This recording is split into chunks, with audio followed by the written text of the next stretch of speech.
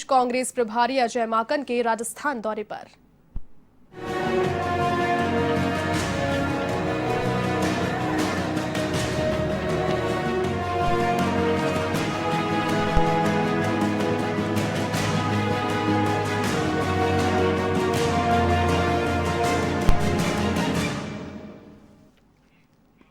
कांग्रेस प्रभारी अजय माकन प्रदेश के दौरे पर हैं। रविवार को उन्होंने मुख्यमंत्री अशोक गहलोत और सचिन पायलट सहित कई नेताओं से मुलाकात की, तो वहीं सोमवार को उन्होंने पीसीसी में कांग्रेस नेताओं और मंत्रियों से चर्चा की।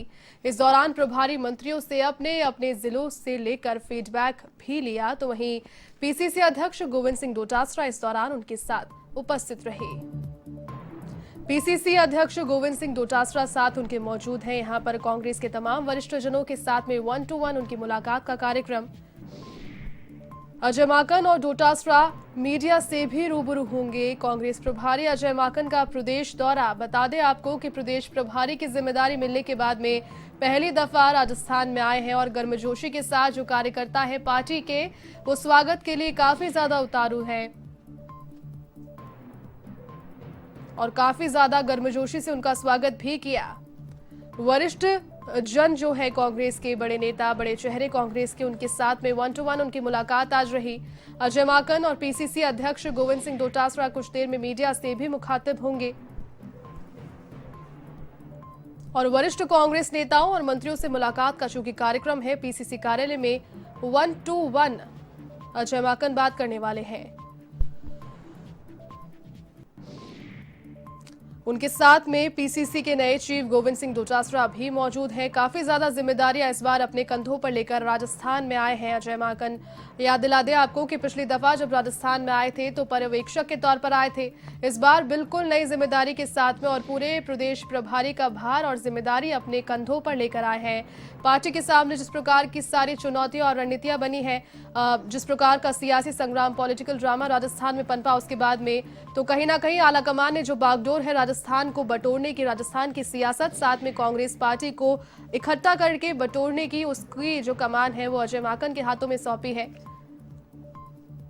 और याद दिला दें कि जो 3 लोगों की कमेटी गठित की गई है आलाकमान के द्वारा, उसमें भी अजय माकन मौजूद है, तो कहीं ना कहीं दोहरी भूमिका।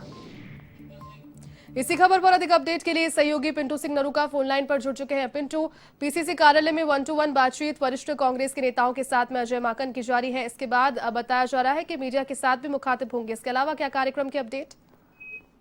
देखिए जेपी, आज का जो दिन है वो काफी कांग्रेस पार्टी के लिए अहम है, क्योंकि नए प्रभारी और सियासी घटनाक्रम के बाद जहां कांग्रेस की स्थिति जिस प्रकार से सब लोगों ने देखी कि कहीं ना कहीं जो खेमेबाजी थी, जो आंतरिक कलह जो ज्यादा हो गया था, उसके बाद ऐसे जो राजस्थान के कांग्रेस के लिए जो कठिन समय था, ऐसी स्थिति में अजय माकन को ये जिम्मेदारी दी गई है। और इस दौरान आज वो तमाम जो कांग्रेस के वरिष्ठ नेता हैं उनसे उन्होंने 1-to-1 संवाद किया। जो तमाम पूर्व कांग्रेस के अध्यक्ष रहे, नेता प्रतिपक्ष रहे, वरिष्ठ नेता हैं, कैबिनेट मंत्री रहे हैं, सांसद रहे हैं, उन तमाम नेताओं से 1-to-1 संवाद किया, उनके सुझाव लिए और कांग्रेस को किस प्रकार से मजबूत किए जाए उनसे चर्चा की। अब तमाम वरिष्ठ नेताओं के बाद में अब जो मौजूदा मंत्री हैं सरकार के, उनसे उनकी फिलहाल चर्चा चल रही है। 1-to-1 मंत्रियों से वो सरकार के कामकाज का फीडबैक ले रहे हैं, क्योंकि राजस्थान सरकार को, कांग्रेस की सरकार को 2.25 साल हो गए। ऐसी स्थिति में सरकार का कामकाज कैसा रहा, मंत्रियों के विभागों का कामकाज कैसा रहा, क्या उपलब्धियां रही, और जो 2018 विधानसभा चुनाव के दौरान जो घोषणा पत्र जारी किया गया था,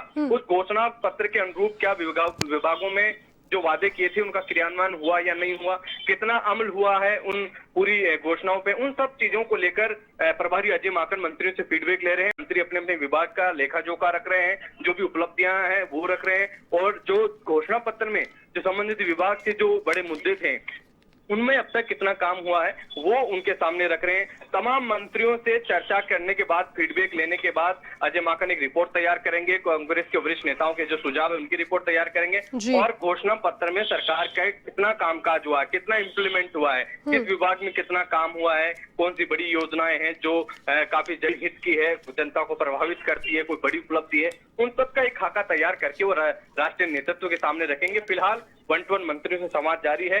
कई मंत्री चर्चा करने के बाद, फीडबैक देने के बाद यहाँ से निकल चुके हैं, कुछ मंत्रियों से चर्चा जारी है और थोड़ी देर बाद में करीब 5 बजे अजय माकन पत्रकारों से मुखातिब होंगे और जो भी उनकी रायशुमारी रही उसके बारे में पत्रकारों से अपने विचार साझा करेंगे। जी जैसे पिंटू, आपसे एक और चीज जानना चाहूंगी। अजय माकन की अगर भूमिका के फिलहाल के वर्तमान परिप्रेक्ष्य से बात की जाए तो पर्यवेक्षक के तौर पर पहले आए, लेकिन अब एक नई जिम्मेदारी के साथ आए हैं। साथ ही में आलाकमान के द्वारा जो 3 लोगों की 3 सदस्यीय जो पार्टी, माफ कीजिएगा, 3 सदस्यीय जो दल गठित किया गया उसके अंदर भी अजय माकन शामिल है। तो कहीं ना कहीं एक बड़ी जिम्मेदारी और दोहरी भूमिका उन्हें निभानी पड़ेगी। क्या चुनौतियां उनके सामने फिलहाल अगले 2-3 महीनों की बात करें तो क्या रहने वाली है मोटे तौर पर? देखिए, जो पिछले दिनों जो सियासी घटनाक्रम चला था उसमें अजय माकन को पर्यवेक्षक के तौर पर भेजा था कि राजस्थान में जो उठापटक चल रही है उसकी स्थिति को लेकर उनको पर्यवेक्षक के तौर पर भेजा था। काफी कुछ चीजें उन्होंने समझने की कोशिश भी की जी, लेकिन अब उनको कहीं ना कहीं प्रभारी बनाया गया और प्रभारी बनाने के बाद पहली बार वो राजस्थान पहुंचे हैं और ऐसे समय में पहुंचे हैं जब कांग्रेस में जिस प्रकार का आंतरिक कलह था, जो एक बड़ी लड़ाई सबके सामने आई, कांग्रेस की अंदरूनी लड़ाई सड़कों तक आ गई थी और मामला बहुत आगे तक जा पहुंचा था। उन सब चीजों का कहीं ना कहीं जो असंतोष पार्टी में कार्यकर्ताओं में और जो कहीं ना कहीं जो खेमेबाजी हो गई थी उनसे उबारना अजय माकन के लिए एक बड़ी चुनौती होगी, क्योंकि अभी तमाम जो कांग्रेस की कार्यकारिणी है उनका गठन होना है और राजनीतिक नियुक्तियां होनी है, मंत्रिमंडल में फेरबदल विस्तार होना है।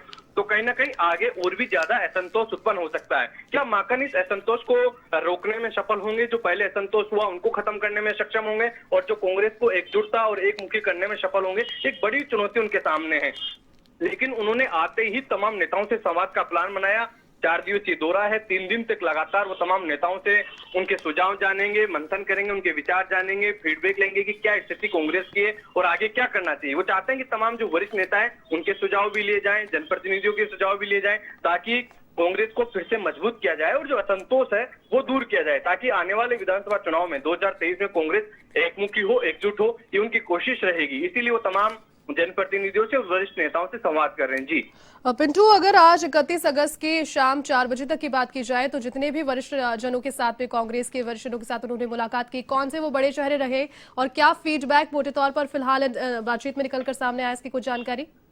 देखिए, जो वरिष्ठ नेताओं के जो नाम तय किए थे, करीब 50 नेताओं के नाम तय किए थे जेती, उनमें जो अब तक कांग्रेस के जो पूर्व प्रदेश अध्यक्ष रह चुके हैं, पूर्व नेता प्रतिपक्ष हैं, पूर्व केंद्रीय मंत्री हैं, जो राज्यसभा सांसद रहे हैं, वरिष्ठ जो केंद्र सरकार में मंत्री रहे हैं, इन तमाम क्राइटेरिया के देखते हुए करीब 50 नेताओं के नाम तय किए गए थे और उन सब नेताओं को बुलाया गया। हेमाराम चौधरी जो सचिन पायलट खेमे के माने जाते हैं, वो लोग भी यहाँ पर पहुंचे। उन्होंने भी अजय माकन से अकेले में मुलाकात की, अपने विचार बताए और जो दीपेंद्र सिंह शेखावत है उन्होंने भी अपनी बात रखी और तमाम जो बड़े नेता हैं वो सब लोग यहाँ पर पहुंचे। जो राम नारायण मीणा है, पूर्व सांसद है, मौजूदा विधायक हैं, पूर्व में विधानसभा के उपाध्यक्ष रहे हैं, वो यहाँ पर पहुंचे। उन्होंने कहा है कि कुछ दिनों पहले पार्टी में ग्रुपिज्म हो गई थी, तो पार्टी में ग्रुपिज्म नहीं होना चाहिए, पार्टी के कांग्रेस का कार्यकर्ता बनकर काम करे तो पार्टी का भला होगा। ये तमाम सुझाव अपने अपने वरिष्ठ नेताओं ने अपने अपने सुझाव अजय माकन के सामने रखे हैं। इन तमाम सुझावों को देखते हुए एक रिपोर्ट तैयार की जाएगी और वो फिर वो राष्ट्रीय नेतृत्व को सौंपी जाएगी। जी पिंटू, ये तो बात हो गई अजय माकन की भूमिका और उनके द्वारा आगे जो कार्य किए जाएंगे उनके कार्यों के लिए एक हाइपोथेटिकल विचार हमने किया। कार्यकर्ताओं के अगर उत्साह की बात करें तो फिलहाल वो कितना गर्मजोशी के साथ स्वागत कर रहे हैं, क्योंकि कल हमने देखा जहां जहां वो पहुंचे काफी ज्यादा उत्साहित कार्यकर्ता और नए जोश के साथ में लबरेज नजर आए। देखिए, जैसे कार्यकर्ता मायूस था, जो पिछले दिनों जिस प्रकार का घटनाक्रम चला, पार्टी में जिस प्रकार की बड़े स्तर पर गुटबाजी देखने को मिली, असंतोष देखने को मिला, लगा था कि सरकार को खतरा है। ऐसी स्थितियों में कार्यकर्ता काफी मायूस हो गया था कि जब 2018 का विधानसभा चुनाव था तो जी तोड़कर कार्यकर्ता ने मेहनत की, बिल्कुल, और उसे लगने लगा कि अब सरकार जा रही है, पार्टी में बहुत बड़े स्तर पर गुटबाजी हो गई है। ऐसी स्थिति में कार्यकर्ता मायूस था, लेकिन अब कहीं ना कहीं कार्यकर्ता को लग रहा है कि पार्टी हाईकमान गंभीर है और पार्टी हाईकमान अब गंभीरता से सभी चीजों को ले रहा है। तो आने वाले समय में तमाम वाद विवाद थमकर कांग्रेस एकजुट होगी, कार्यकर्ताओं के भी काम होंगे, जनता के भी काम होंगे और कांग्रेस फिर से मजबूत होगी। जी पिंटू, बहुत शुक्रिया। मीडिया से जब मुखातिब होंगे फिर से आपके पास लौटेंगे। बहुत शुक्रिया तमाम जानकारी के लिए।